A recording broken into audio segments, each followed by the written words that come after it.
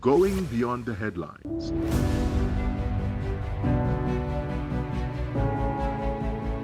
Asking the questions you want answered. Exploring government policies and how they impact you.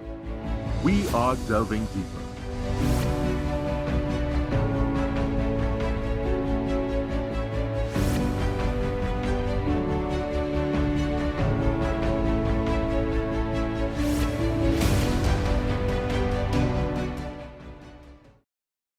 Good evening and welcome to Delving Deeper. I'm your host, Kimberly D'Souza. Joining us this evening is the Minister of Digital Transformation, Senator Hassel Bacchus. Senator, good evening. Thank you so much for joining us. Pleasure to be here and thank you for the invite. Of course. Now, the Ministry of Digital Transformation is a relatively new ministry. Yes. I wanted to get your thoughts in what do you envision for the ministry? That's the first part. And what role do you see that ministry playing in the future of TNT? Well, you're right. The ministry is a new ministry. July 12th just passed, would have been 1 year since the creation of the ministry. When the ministry was created, I gave it a mandate because it is the Ministry of Digital Transformation, but I gave it a mandate. And that mandate is to address a new way to deal with end-to-end delivery and consumption of services by customers using appropriate digital technology. And if you unpack that into its component parts, you will find maybe a lot of the things that will define how we are going to do what we're going to do. In terms of what it's going to mean for Trinidad and Tobago, what it does effectively is that it means that we are going to be doing things differently, more efficiently, simpler, faster, easier, more accessible, removal of boundaries, getting rid of some of the divides that exist. A lot of that is going to happen as we continue along this journey of digital transformation. Yeah.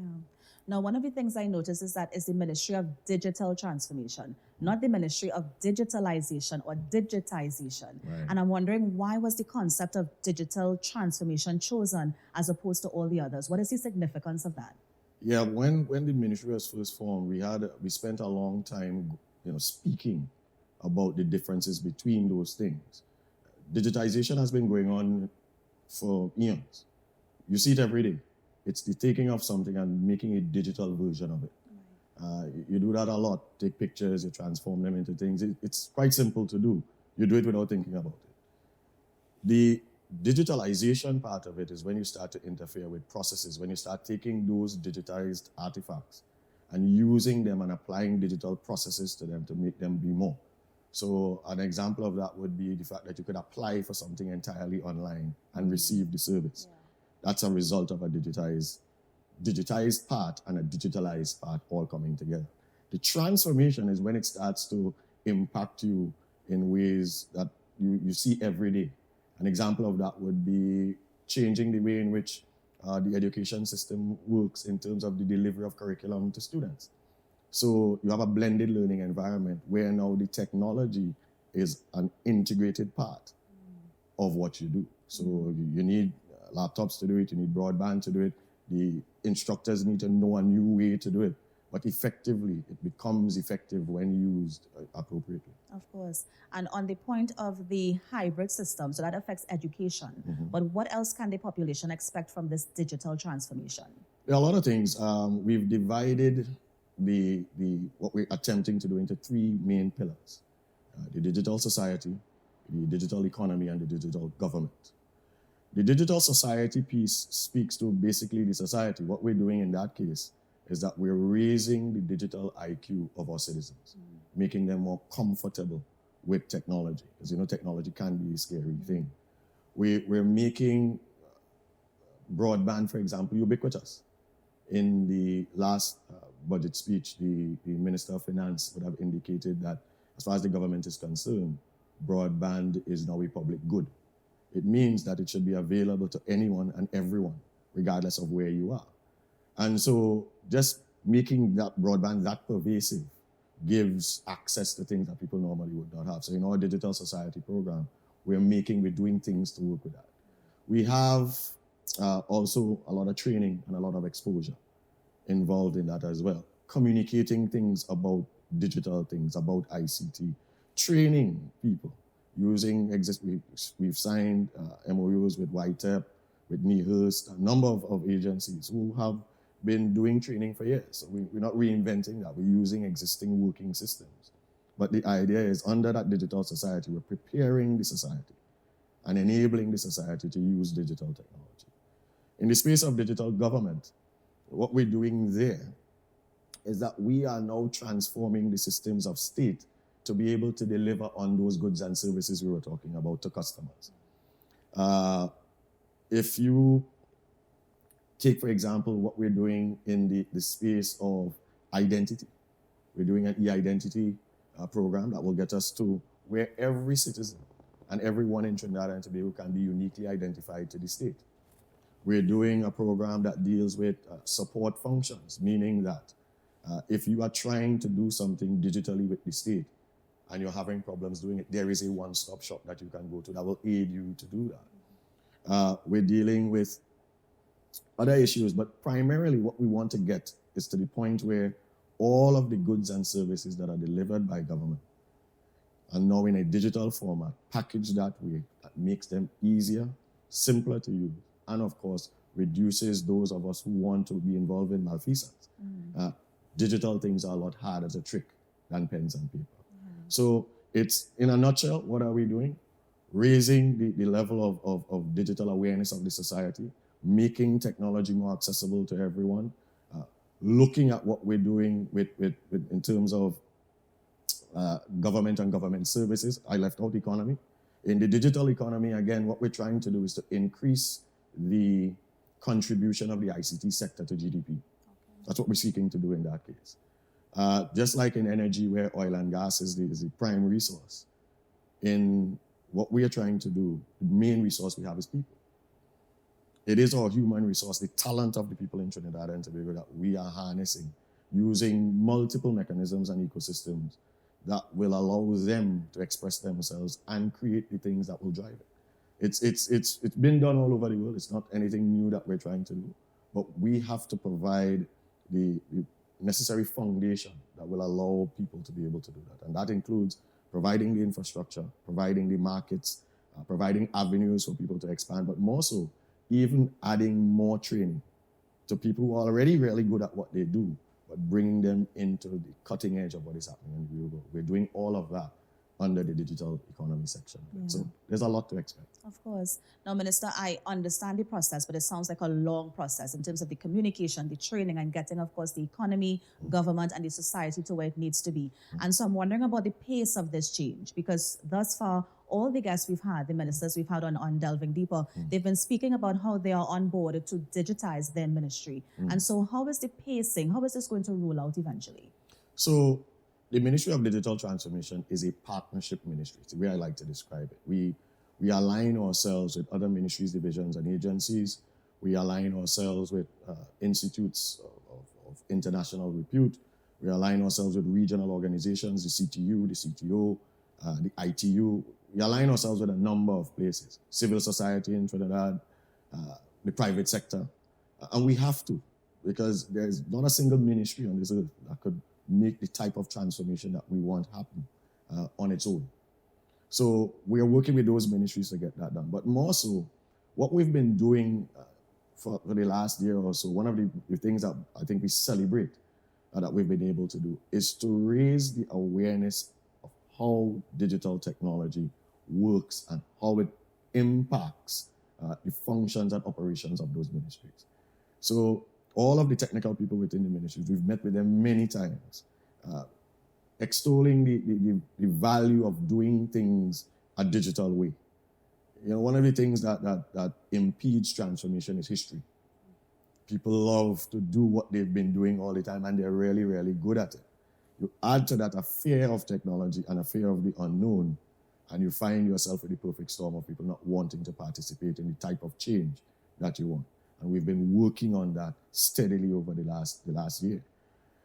We've also been able to bring a number of best practices and use cases to bear so people can see what this is. The visioning of what we're trying to do was also really important to get people to do that. So we've been able to do that as well. In terms of how we're going to move along, not all ministries, divisions, and agencies are at the same point. Yeah. There are some that are very advanced, and you could tell because of how we interact with them socially. If you know, for example, that if you want to do anything with the Ministry of Works and Transport Licensing Division, you need to make an appointment. That appointment has to be made online. The next step to that is to be able to complete your transactions online, and they're working towards that. So they are in a place. You have other ministries that are not quite there yet.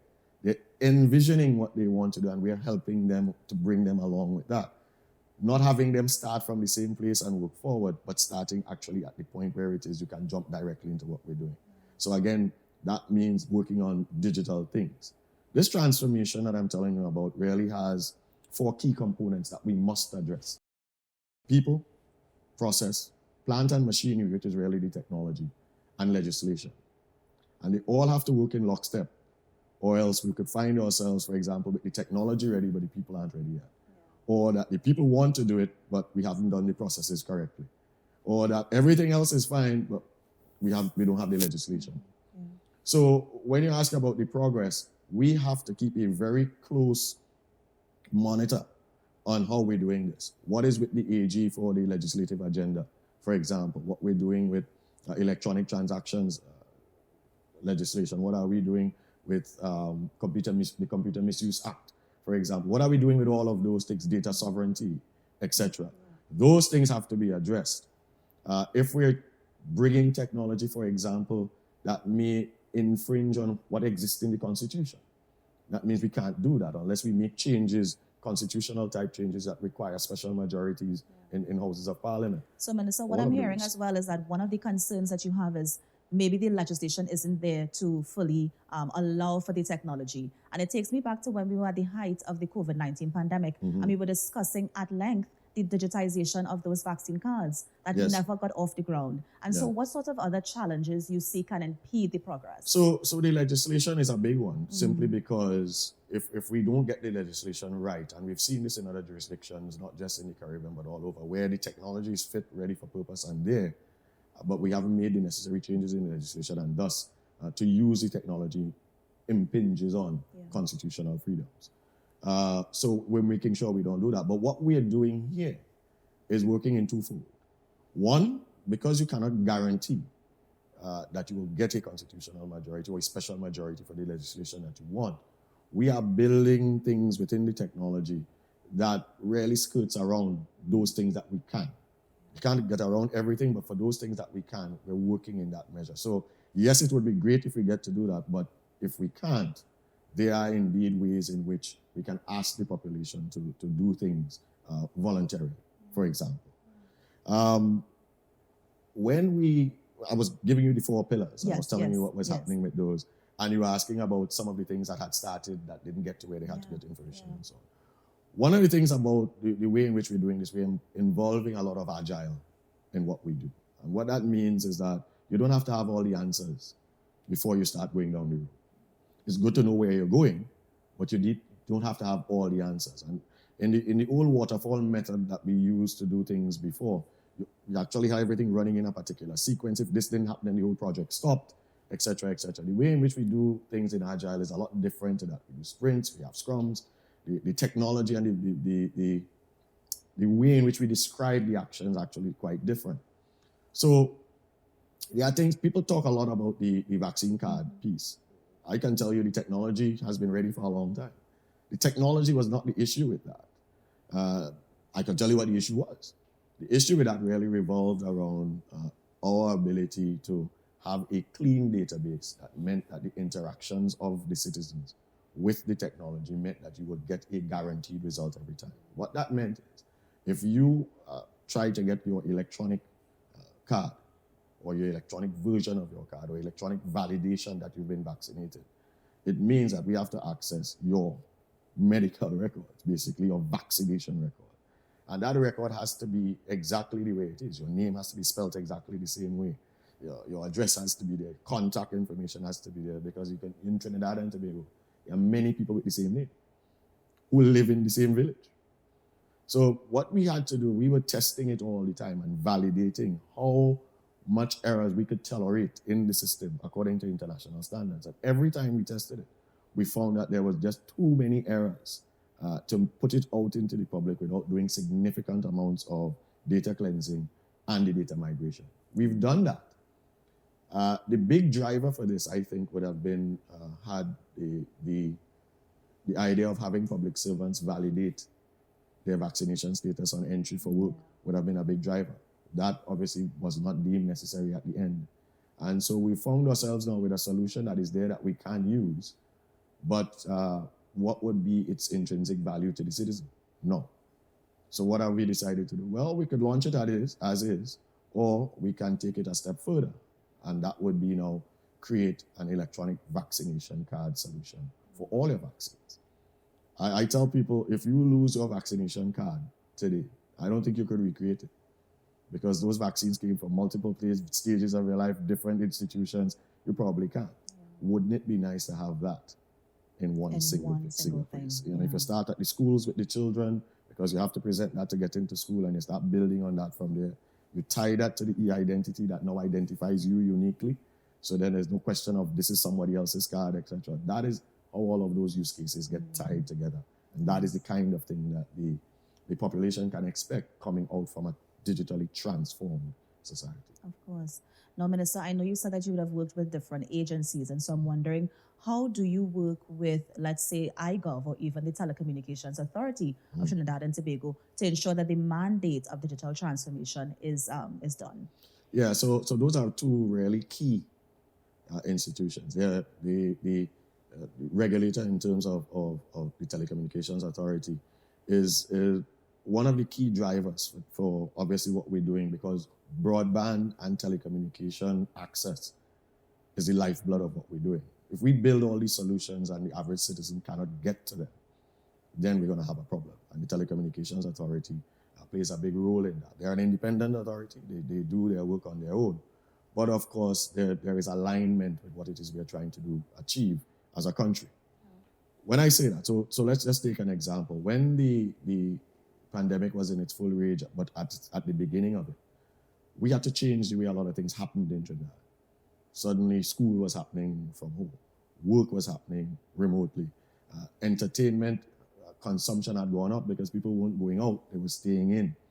What that did effectively was to create significant demand on the broadband infrastructure of the country.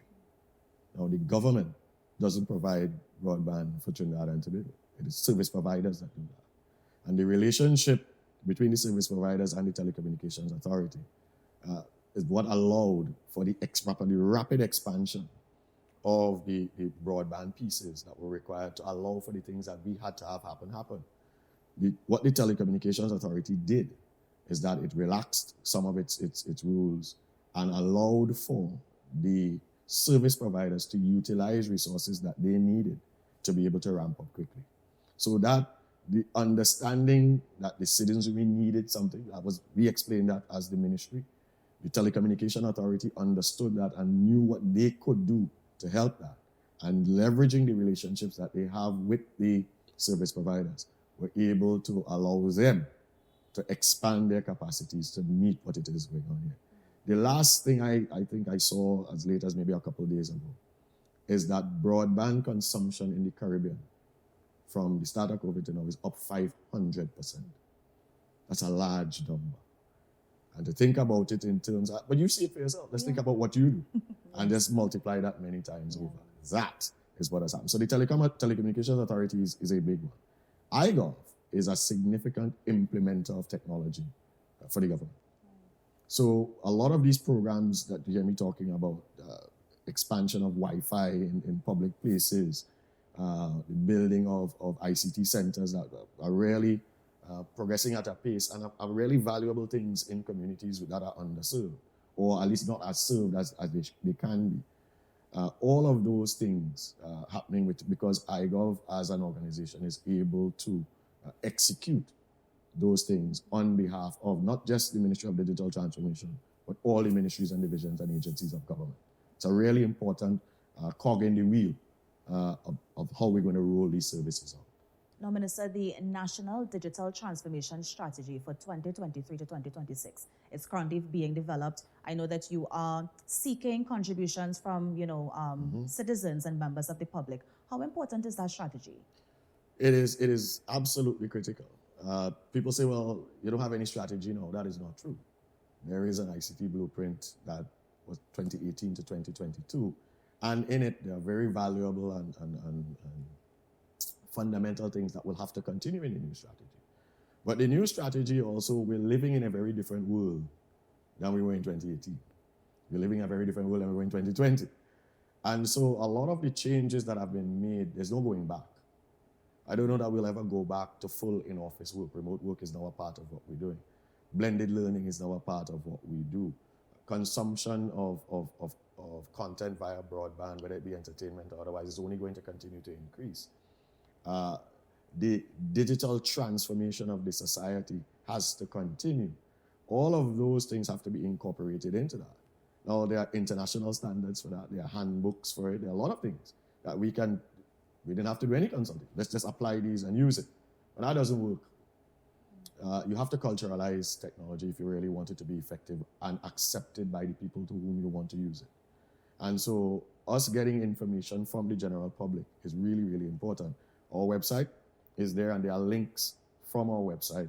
And that website, by the way, was built entirely by local people from scratch, working in the ministry. They didn't buy any templates or anything. It was built from code, from people working in the ministry. Young, bright people we have in the ministry who can do that. I hope they build more of them, but that's what we're doing. Yeah. But the idea is that from that website, you can get to links that will allow anybody to offer suggestions, look at what we have, think about where we're trying to go. Anything at all that you want to do, you can make those suggestions on there. So please visit the Ministry of Digital Transformation's website to do that. The importance of it is that it defines at a high level the roadmap that this digital transformation is taking. It has to do that. There has to be a place where somebody can say, listen, this digital transformation in Trinidad and Tobago is on. What is it? Where are they going and how are they trying to do that? That is what the strategy will embody. That is what the last one did. And that is what the previous ones did. This one is doing it. But because of technology, we can have much wider consultation with the general public, but more so, because of the digital awareness across the world, we have a number of agencies that can help us to do that. It includes a number of financial institutions. The World Bank can do it. The Caribbean Development Bank can do it. The IDB has been doing it with us. CAF is there with us, providing us with things. We have the technical institutions. I mentioned some before. The CTU, the CTO, the ITF. All of those institutions are bringing to bear on what we're doing now and influencing what we're doing. But the culturalization of it is key, and that has to happen with input from private citizens, the private sector, civil society, and we've done a number of those interviews already using our international partners. So we're well on the way. We expect, if we want to have a timeline, I know everyone likes a timeline, we expect to have it completed by December. Nice. Now, Minister, culturalizing technology, I like that concept because two of the hot button topics right now, of course, is the blended learning, how children have to go back to school, and of course that work from home policy. Yes. And I want to borrow from your years in the technology sector. What is keeping back a swift transition to a full work from home policy, or even that transition to an e-classroom? So, two things, there are a number of things. Remember, as I pointed out before, people, process, the technology itself, or plant and machinery as it's called, and legislation. In this case, you apply that across the board for any of the transformations that you're doing. When you're talking about blended learning, you're talking about now, if you take the people aspect of it, you're talking, because when I gave you the definition before, I mentioned customers in it, and I didn't say citizens, I said customers, and there's a reason. Customers, not only of the systems, are not only the people who receive the service, but it includes the people who deliver the services. So in the case of the public sector, when you walk into an office as the citizen to consume the service, the public officer who is delivering it is still a customer of the same system. So all of those people have to be considered. When you're doing the same thing in the education sector, students, people who are receiving that, but you have to also consider the instructors, the people who are delivering that. So that people part of it has to be addressed. The process by which you do it. How are you now going to use digital processes to deliver and receive the kind of content that you're doing in the education system? Has to be adjusted. Can't use the same way that we used to do it before. Has to change. The technology has to be different. Previously, broadband supply to schools really worked for the administrative office and a computer lab. But if you're talking about wholesale blended learning, you're talking about having a campus. The school now becomes an ICT campus. Or a hub, basically, for people to plug in. So now what happens is now the requirement of the technology changes. And of course the regulations change. It wasn't that long ago when phones were not allowed in schools. Now you want children to come to school with computers, tablets, phones. You understand? So those regulations also have to be adjusted. So it is when all of those things get married that it's going to work. I will tell you this though, the technology is the simplest part. So once you're talking at a policy level, all of those things have to be considered. And then of course there are the other things intrinsic in that. People say, and this has been said on both sides of the coin, that remote work carries with it significantly less performance than work at an office. And then I've heard the exact opposite. But when you're working from home, you get way more production than when you work at the office. Both may be true. Neither may be true. But the idea is you have to have an empirical way to measure it. And if we are not able to come up with the correct measurement mechanisms for those things, then we will not know until you get to a result or an output whether or not it has been successful. And that is a dangerous place to be. We have to develop those things. The change management requirements for this. These are the softer skills. These are not technology. The change management requirements are absolutely key. Convincing people that there is value in doing it this way. Demonstrating to people that there is value in doing it this way because these measures are being met. That is the challenge. And until we overcome those challenges, it'll be very difficult to say, all right, because you'll be working in a very subjective place. So then how do we get Trinbagonians to prepare for the digital transformation process? So that's what we've been trying to do. A lot of this is about education.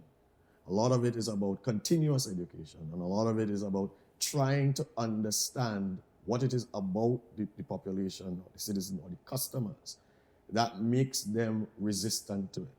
And there's technology resistance for various reasons. I don't understand it. I don't like it. It threatens me. You want to know an example of one I don't like, if you want to use one, would have been Travel Pass. We built Travel Pass at a time of necessity to address people coming into the country. People didn't like it. As a matter of fact, none of the entry screening electronic mechanisms that were built by many countries were liked by anyone. Some were a lot longer, some were shorter, some were... But think about the technological piece about that. It was built and placed in a cloud outside of Trinidad and Tobago. Why was that done? Because that's primarily where it was being used. You're applying to come to Trinidad, not from Trinidad, you're applying from somewhere else. The uptime for the solution was 100%. It was built, designed, put in place, and worked 100% of the times. Different things could have meant you couldn't access it. You had a problem here, the internet not working here, for example, you can't get to it. You're not following the rules correctly, so you're not able to complete the transaction, etc. But in terms of the solution itself, 100% uptime. But people don't like it. See me, I'm not interfering with this because I don't like it. So that's one of the reasons people don't use technology. Fear. And that fear is a different one. Not fear of the technology itself, but fear from the point of view of what is this doing to me and my livelihood.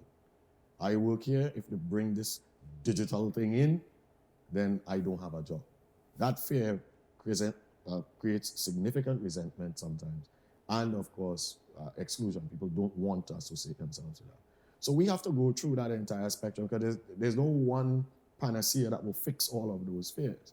The one thing that I do know is that the more people are educated and the more that they are able to make decisions on their own and be willing to, well, I'm not sure about this, but let me see, as opposed to, I don't want anything to do with that. So we have to inculcate and use mechanisms to get our customers to the point where it is that they are willing to say, okay, this may be better, let me have a look.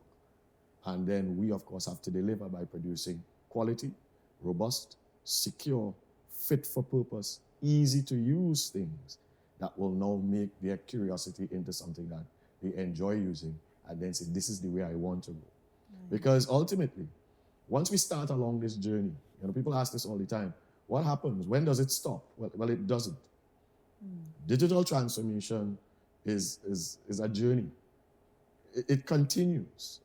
You're not going to stop it, because every time you look at something, there's always a better way to do it. And so we have to demonstrate that by getting our people to understand it, using proper change and communication mechanisms to get it out to the people, but then also demonstrating it in a way that when you touch and feel it, yes, this works better, I would really like to continue this. Now, Minister, is part of this demonstration showing the population what it's going to look like if we don't digitally transform? If we don't digitally transform, Trinidad and Tobago will be left behind.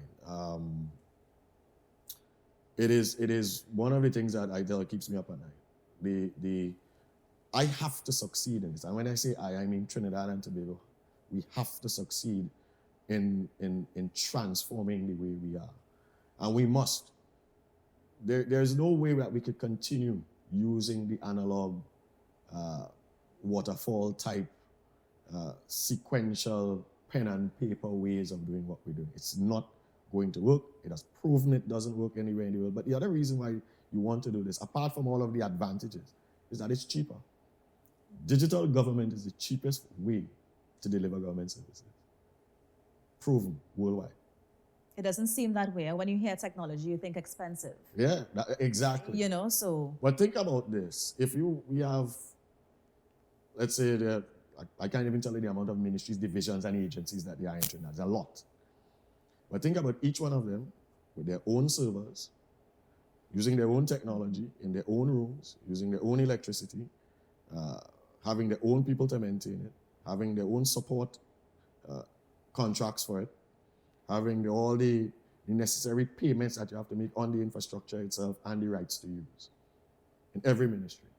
So if the transformation was to do that, and then of course you have to change them out every so often because they get obsolete and old.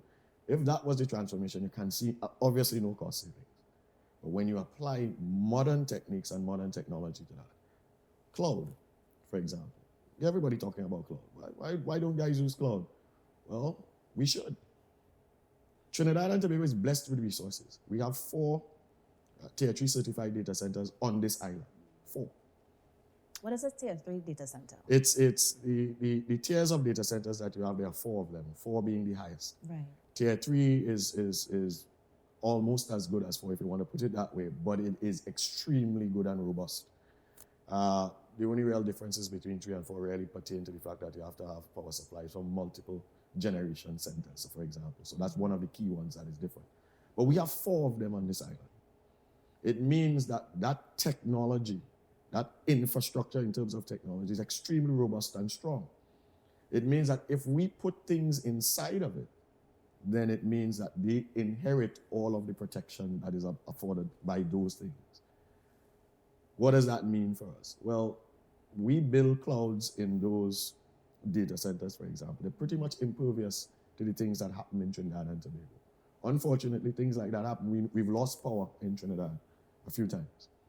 The services that we're running out of those data centers, the downtime for them, 0. You're using less technology because you're using consolidated gear. So all of those individual ministries that have their things running out there, those things start to shrink and diminish.